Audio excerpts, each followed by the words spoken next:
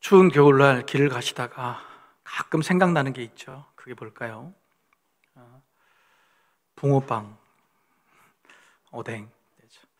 근데 저는 예전 세대라 그런지 붕어빵보다도 찐빵이 더 그리워집니다. 예전에는 구멍가게 앞에 삼립찐빵 해가지고 이렇게 용돈 모아서 그 찐빵 하나를 사가지고 그 추운 손을 먹지도 않고 잡고 있으면 이제 손이 녹아지잖아요. 이렇게 식을 때까지 있다가 그렇게 기쁨으로 배어 물던 찐빵이 생각납니다. 여러분, 붕어빵하고 찐빵은 무슨 맛으로 먹을까요? 무슨 맛이죠? 별거 아닌데 그렇게 맛있잖아요. 안고 맛이죠. 안고. 일본 말이지만은 팥소 이렇게 표현하니까 맛이 안 나. 그냥 안고라고 하겠습니다. 붕어빵과 찐빵은 그 안고 맛으로 먹는 거예요. 그리고 또 한 가지 맛으로 먹는다는 것은 따뜻한 맛입니다. 따뜻한 맛. 겨울이 따뜻하잖아요. 그래서 여름이 안 나오는 거예요. 우리 인생에서 이런 안고 숨겨져 있지만은 이런 따뜻한 맛을 느낄 수 있는 그곳이 어딜까요? 혹시 이런 생각 해보셨습니까? 하루 종일 열심히 일을 하다가 저녁에 집에 가는데 집에 불이 꺼져 있고 나를 맞아주는 사람이 가족이 없다. 이런 생각 들지 않겠어요? 내가 왜 사나? 내가 뭐 때문에 살지? 가족이 없으면 어떻게 하나? 추운 인생을 녹여주는 따뜻했던 그 가정이 아니라 안고 없는 찐빵이 된다. 생각조차 하기 싫은 일입니다. 이처럼 누구나 나이가 들면 인생을 뒤돌아볼 때에 이게 내 인생의 안고다. 내 인생의 전부다. 내 인생을 따뜻하게 해줬던 것이다 라고 생각되는 것이 뭘까요? 많은 분들은 아마 가족이라고 생각할 겁니다. 가족과 맺었던 시간의 추억들, 또 감성의 열매들이죠. 무슨 말씀을 드리려고 하는 거냐면 사람은 나이를 먹어가면 먹어갈수록 출발점, 내 인생의 출발점, 시작점을 다시 돌아보게 된다는 거예요. 내 인생의 시작은 어디였을까? 나의 삶의 모든 관계의 뿌리는 뭘까? 그게 없으면 안 되는 안고가 뭘까? 돌아봅니다. 성경 역사에 많은 부분을 차지하고 있는 다윗의 이야기, 다윗의 경우도 다름이 없습니다. 오늘 본문의 시작을 어떻게 합니까? 이는 다윗의 마지막 말이라. 인생을 돌아보는 마지막 시간에 이게 내 인생의 안고였구나, 내 인생의 따뜻함이었구나 라고 하는 회고록이죠. 자기 정체성입니다. 나는 누구였다. 내 인생은 이거였다. 여러분은 어떻게 회고하시겠습니까? 그런데 오늘 본문을 보면 다윗이 자랑질을 많이 하죠. 지 인생 자랑을. 사무엘서 기자도 다윗의 인생이 그렇게 깨끗하지만 않았다. 그래서 수없이 많은 죄들을 기록하고 실수들을 아무런 가림이 없이 그대로 드러내고 있는데 마지막에 인생의 회고록을 쓰는 다윗 스스로의 인생을 마치 높이 세워진 자, 노래 잘하는 자, 다스리는 자라고 자랑질을 하고 있는 것 같습니다. 심지어는 6절부터는 사악한 자는 불에 타는 나무 같다. 이 말은 뭐냐? 자기는 사악한 자가 아니다는 거예요. 내 인생에 악함은 없다라고 비교 개념을 가지고 자기 인생의 화장, 분칠, 미화하고 있는 것은 아닌가? 그럴까요? 아닙니다. 다윗이 인생을 정리하면서 첫머리에 기록한 그 말에 첫 번째 증거가 있죠. 그의 자기 정체성, 이렇게 말하죠. 이새의 아들 다윗이 말함이에요. 이새는 아버지죠. 근데 다윗의 인생에 말씀드렸듯이 아버지에게 아들 대접을 제대로 받지 못한 인생이었어요. 심지어 놀라운 사실은요, 사무엘서에 기록된 이새의 아들이라는 말이 12번 등장합니다. 12번. 근데 12번 모두 좋은 의미가 아니에요. 사울 왕이 다윗을 조롱할 때, 다윗을 배반하는 사람이 다윗에게 욕을 할 때, 그때 쓰는 말이 이새의 아들, 누구의 아들이지? 이새의 아들이지? 라고 이야기를 했어요. 그런데 자기 입으로 인생의 마지막 회고, 자기 정체성을 기록하는 첫 마디가 남들이 나를 욕했던 내 인생이 너무너무 부족하고 감추고 싶었던 그 말, 이새의 아들, 일부러 기록하고 있는 겁니다. 제 어렸을 때 별명이 친구들이 가끔 저보다 뚱땡이 그랬어요. 때로는 김일성이었어요. 여러분, 제가 좀 뚱땡이 같습니까? 김일성. 지금도 싫은데 내 인생의 마지막 회고록에 나는 뚱땡이였다, 김일성이었다. 누가 그렇게 기록하고 싶겠냐고요. 자랑질이 아닙니다. 교만이 아니죠. 겸손한 겁니다.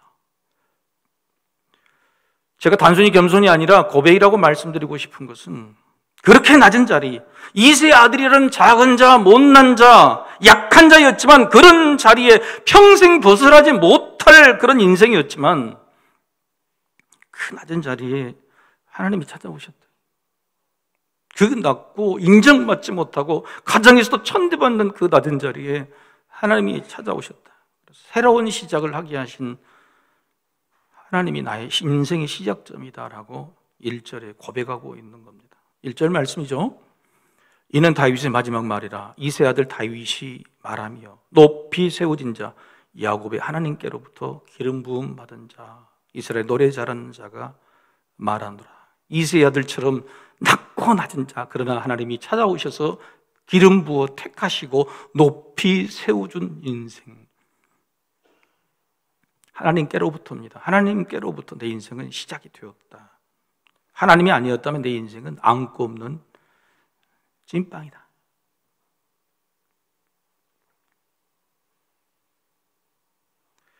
오늘은 성탄절입니다. 예수님께서 이 땅에 오신 날이죠. 구원 사역이라는 것의 출발점, 시작점입니다. 성경 이야기의 모든 이야기의 무대가 되고 있는 이스라엘 백성들, 바로 그 땅에 세상에 어디도 주목하지 않는 그곳에 예수님이 오셨건만 이스라엘 백성들은 그 큰 복을 받지 못했습니다. 왜냐하면 연계를 못했어요. 시작할 수 없었던 것은 이 땅에 오신 아기 예수님이 하나님의 아들이셨다. 하나님의 아들이신 예수님, 하나님과 예수님을 연결하지 못했단 말이죠. 우리 인생도 누군가하고 연결하지 못하면 시작부터가 안 됩니다. 반대로 우리가 누군가하고 연결되었다면 거기가 시작이 되는 거죠. 여러분의 인생의 시작점을 찾는다면 어디서부터입니까? 누구와 연결된 그 순간부터 내 인생은 시작이 되었다고, 출발이 되었다고 말할 수 있겠어요?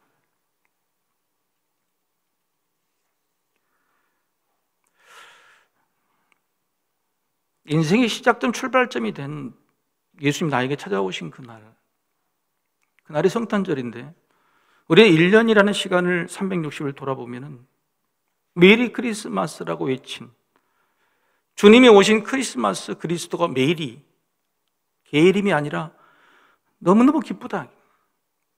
내 인생이 너무너무 즐겁고 이 날을 기다렸다고 하는 메리라는 말을 단 하루 붙입니다. 하루 기억합니다. 중요한 믿음의 안건데 우리는 그것을 정말 중요하게 생각하고 있느냐.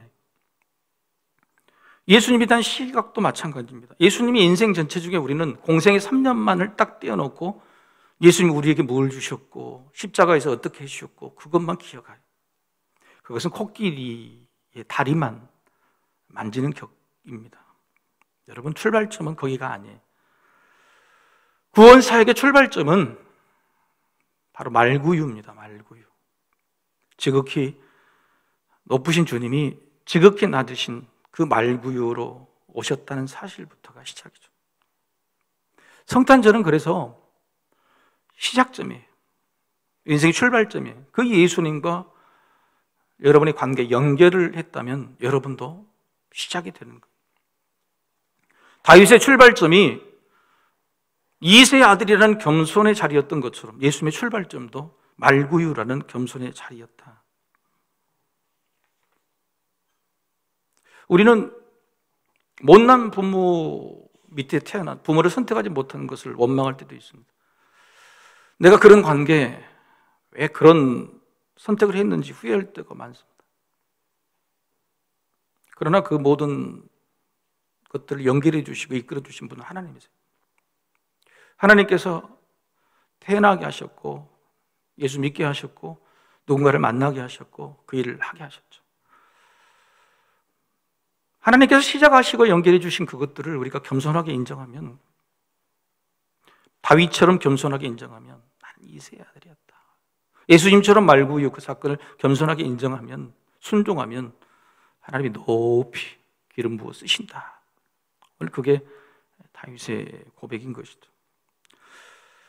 출발하게 하신 하나님이 여기까지 오게 하셨다는 겁니다. 내 인생 내가 산 것 같았는데 하나님이 살게 하셨다는 거죠. 이런 다윗의 고백이 자기 자랑이 아닌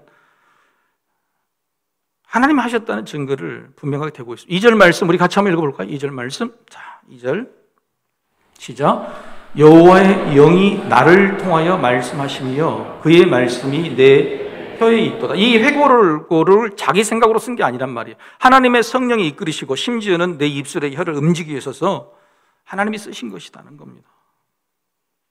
인생 마지막 회고를 쓰려고 펜을 딱 들었는데 하나님께서 잠깐만 다윗, 내가 써줄게. 넌 내 아들이야. 너의 인생은 나의 인생이어서. 그래, 내 인생의 마무리 평가는 하나님인 내가, 네 아버지인 내가 써줄게. 아들 다윗아. 이렇게 말하고 있는 거예요. 놀랍죠? 여러분, 내 인생의 평가는 언제 받습니까? 장례식 때 받습니까? 내 자식들이 해줍니까? 아니요. 장례식 때 자식들은 돈만 세요. 내 인생의 평가는 언제 받냐면 죽어서 하나님 앞에서 받습니다. 하나님께 받아요. 그런데 놀랍게도 다윗은요, 죽기 전에 마지막 죽어야 될 그 순간에, 인생의 말년에 살아있을 때 하나님께 받았다는 거예요. 사람들 말하죠. 잘 사는 것보다 잘 죽는 것이 복이라고. 삶의 마지막 순간에 이렇게 잘 살았다는 칭찬을 하나님께 듣는다면 그야말로 잘 산 것이고 그야말로 잘 죽는 것이죠. 우리도 죽기 전에 이런 칭찬을 하나님께 듣게 되기를 간절히 소망하고 축복합니다. 하나님께서 말씀하신 것이란 말이에요. 그래서 다윗이 자기 정체성, 나는 누구다라고 해석하면 안 됩니다. 하나님의 음성으로 하나님이 다윗 너는 누구다라고 말씀하신 것으로 오늘 본문에 하나님의 평가, 다윗에 대한 평가 세 가지를 찾아보겠습니다. 첫 번째, 하나님의 다윗 인생의 평가. 첫째는, 자, 노란 줄 같이 한번 읽어보실까요? 자, 시작. 다윗아, 너는 나 하나님을 자랑한 아들이었다. 다윗은 스스로 노래 잘하는 자라고 아니, 하나님이 그렇게 불러주셨죠. 다윗이 노래가 뭡니까? 성경의 노래라고 부르는 시편 150편 중에 무려 3분의 1, 50편이 다윗이 부른 노래입니다. 그런데 그 노래, 시편의 노래들이, 다윗이 불렀던 노래들이 전부 다 뭐였냐? 하나님 최고예요. 쌍따봉. 하나님 최고예요. 하나님 자랑이었어요. 다윗의 모든 노래가, 인생의 우여곡절이 많고 힘들고 어려운 일도 훨씬 많았던 그 다윗이 늘 불렀던 노래, 그 노래의 내용이 뭐냐면 하나님 최고, 하나님 아버지 최고예요. 우리 어렸을 때 선생님이 꼭 집에서 뭘 써오라고 그러잖아요. 그 내용 중에 가장 존경하는 위인 이거 쓰라 그러잖아요. 여러분 뭘로 쓰셨습니까? 저는 이순신으로 쓴 것 같아요. 세종대왕 이렇게 쓰는데. 그리고 우리 반에서 누가 발표를 하는데 선생님이 바르니까 웃더라고. 다시 써와 그래. 세상에서 가장 존경하는 위인 우리 아버지. 남들 다 웃었죠. 저도 웃었어요. 무슨 아버지가. 그런데 그 친구는 정말이에요. 진짜의 우리 아버지가 저는 제가 제일 존경스러워요. 부모가 만약에 그 자녀의 그 이야기, 나는 우리 아버지, 우리 어머니가 최고로 존경스러워요. 그 이야기를 듣는다면 그 부모가 얼마나 기쁠까. 가진 것이 아무 없어도 부자고 행복할까. 힘들고 어려운 다윗이 늘 부르는 노래가 우리 아버지 최고, 우리 하나님 아버지 최고. 변함이 없어요. 그걸 들으신 하나님 아버지가 다윗이 얼마나 이쁠까요? 우리 아버지 최고라고 부르는 것에 다윗, 내 아들, 네가 나에게는 최고야. 네가 나에게는 최고라고.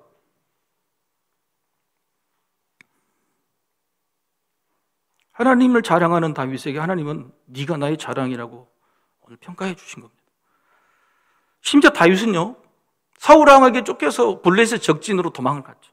거기서도 죽을 뻔하니까 미친 척 침을 흘리고 겨우 살아난 그 순간에 시편 34편 2절에 이렇게 노래합니다. 내 영혼이 여호와를 자랑하리니 공고한 자들이 이를 듣고 기뻐하리로다.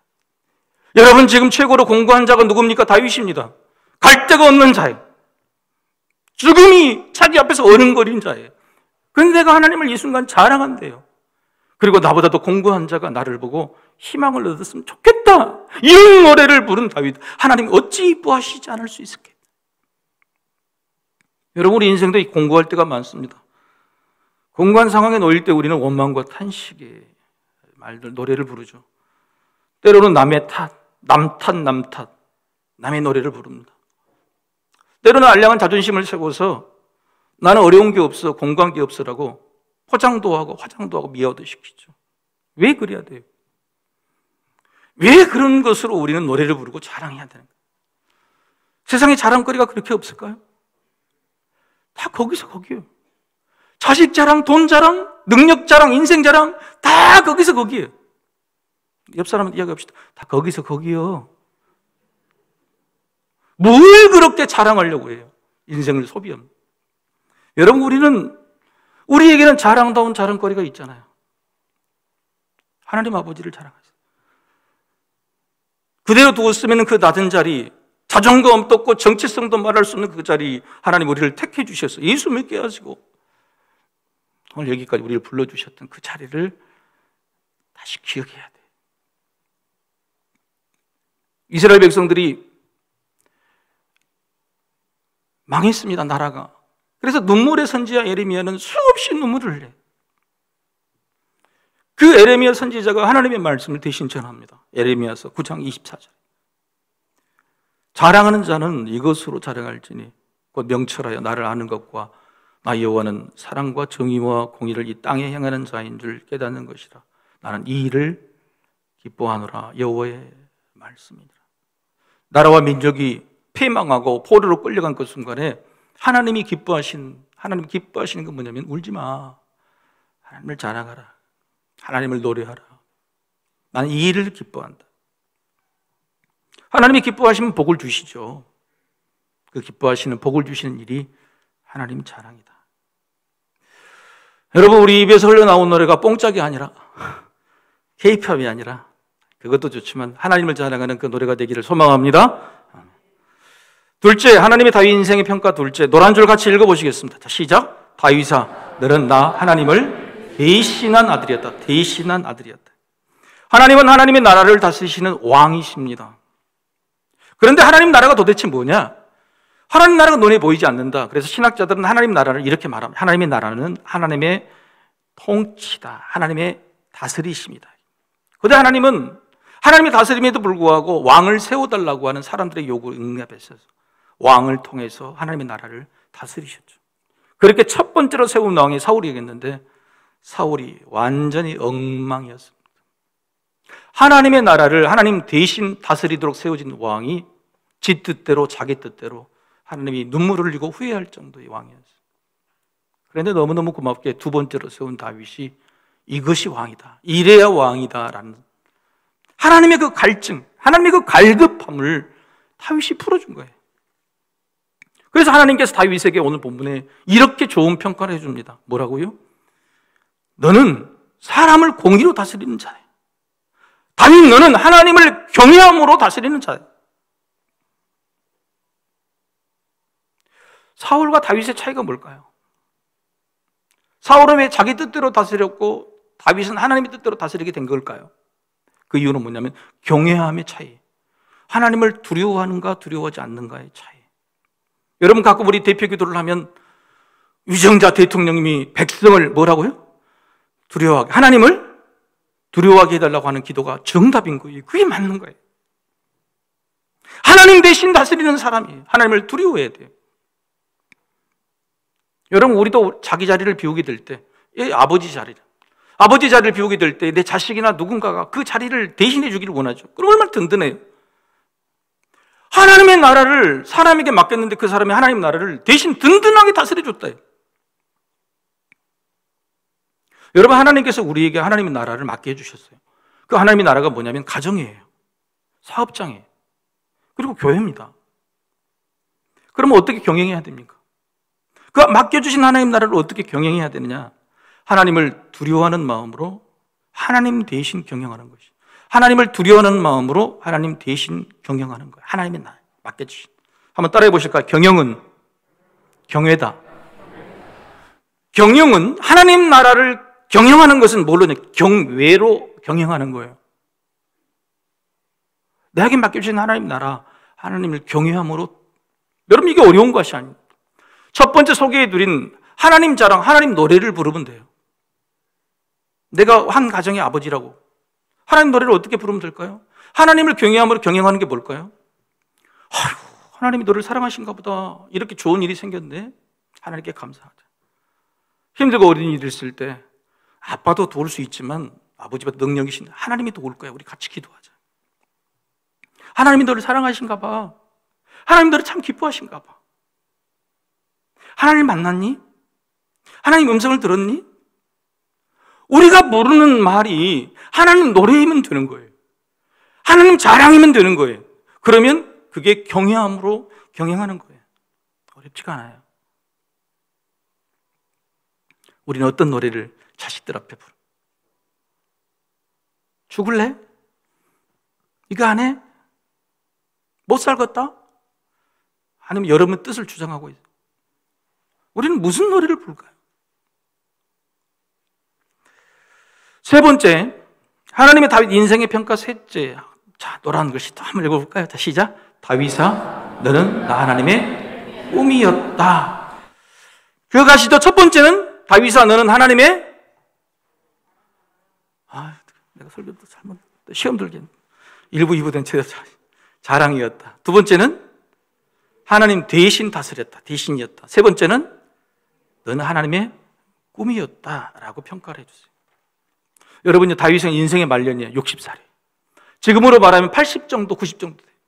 그런데 인생 마지막에요, 80 먹은 할아버지가 꿈이 있었어요.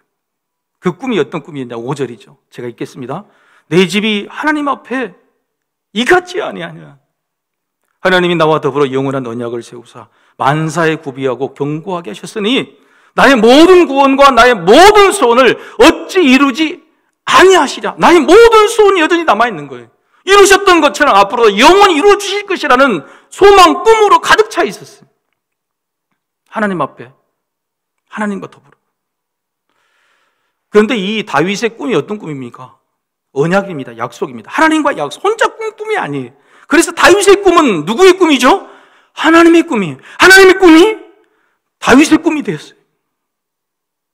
평생 하나님과 같은 꿈을 사며 같은 꿈이 살았으며 인생의 말년까지도 그 꿈을 이루실 하나님을 노래하고 있으니 하나님 앞에 다윗이라는 존재 자체가 얼마나 이뻐 보이겠어요. 따라서 다윗의 꿈이 좋은 꿈이 아니에요. 하나님에게는 다윗 존재 자체가 꿈이에요. 하나님 꿈이에요. 난 네가 내 꿈이요. 난 네가 내 꿈이라고. 여러분, 그 말을 하나님께서 직접 해주셨어요. 다윗, 너가 어떻게 나의 꿈인지. 4절 말씀, 이 말씀 우리 같이 한번 읽어보실까요? 다시 시작. 그는 돋는 아침 빛 같고 구름 없는 아침 같고 비 내린 후에 광선으로 땅에서 우음이 돋는 새풀 같으니라 시도다. 웜에 세상에 60 먹어 머리 희끗희끗해갖고 지금 80 먹은 꾸부적은 할아버지한테 하나님 뭐라고 하셔요? 돋는 해의 아침빛 같아. 돋는 해의 아침 일어나 보니 구름 한 점 없는 맑은 하늘 같아. 심지어는 비가 온 후에 파릇 쏟아나는 새풀 같다는 말이에요. 60명은 할아버지한테. 하나님이 그 할아버지 다윗을 보면서 너는 나의 아침빛 같고 맑은 하늘 같고 비를 머금은 풀 같단 말이에요.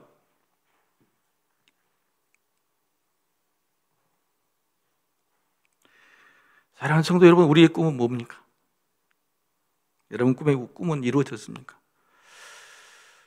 제가 50 중반을 넘기니까요, 내 꿈이 뭐였지? 있는 꿈도 시들해지더라고요. 바래지더란 말이에요. 여러분 인생 꿈이 뭐죠? 그 꿈 붙들고 계십니까? 사람의 꿈은요, 시간이 지나면 이렇게 되더라고요. 아무리 좋은 꿈을 가지고 있어도 꿈이 식어지고 색깔이 바래지고 1부, 2부 때는 막 한숨 소리가 나. 요 이야기하니까 다 늙어갖고 뭔 꿈이라요, 목사님. 사람 꿈이기 때문에 그래요. 다윗이 자기 꿈을 꾸었다면 인생 60에 이런 말이 나왔겠어요? 하나님이 그렇게 인정해 주셨겠어요? 다윗의 꿈은 하나님의 꿈이었습니다. 하나님의 꿈은 영원합니다. 그래서 하나님의 꿈은 영원하다고, 내 우선 영원토록 이루어질 것이라고 그 꿈을 마지막 순간도 버리지 않는 거예요.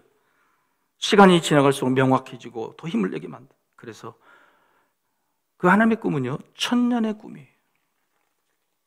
오늘 본문 다윗의 꿈은요, 다윗이 죽은 다음에도 사라지질 않았어요. 여러분 한번 산수 한번 해보십시다. 다윗이 죽은 해가 주전 970년이고 예수님이 이 땅에 나오셔서 공생애를 했던 것이 주후 30년이니까 970 더하기 30은? 여러분 무시한 것 같아요.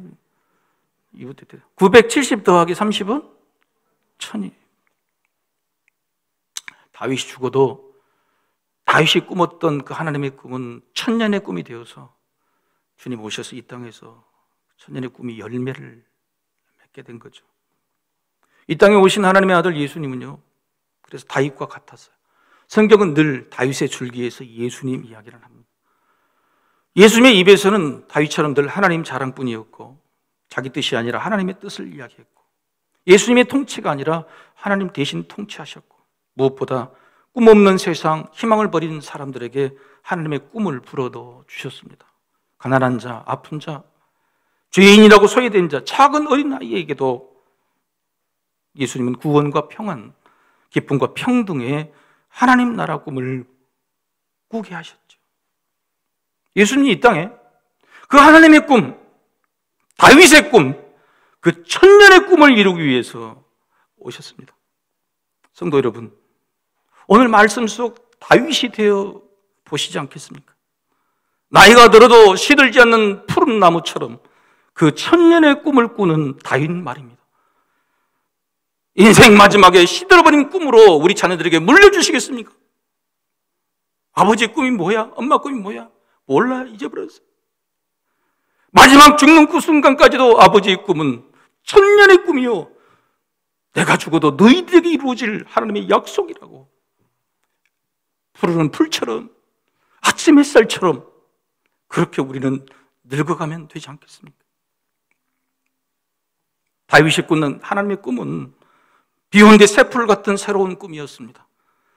우리와 영원히 함께 하시겠다는 든든한 꿈이었습니다. 반드시 이루어 주시겠다는 확실한 꿈이었습니다. 예수님이 이 땅에 오신 것으로 오늘 2000년 이 지난 이 시간, 오늘 다시 우리에게 천년의 꿈을 꾸라고 말씀하세요. 오늘이 시작이라고 말씀. 우리도 다윗처럼 하나님의 꿈을 꾼다면 앞으로 천년을 세우는 기둥, 천년이라도 기다릴 힘이 될 것입니다. 그 예수님을 우리의 천년의 꿈으로 삼으면 하나님은 오늘 다윗에게처럼 우리에게 말씀하십니다. 바로 너가 나의 꿈이라고. 바로 너가 나의 꿈이라고.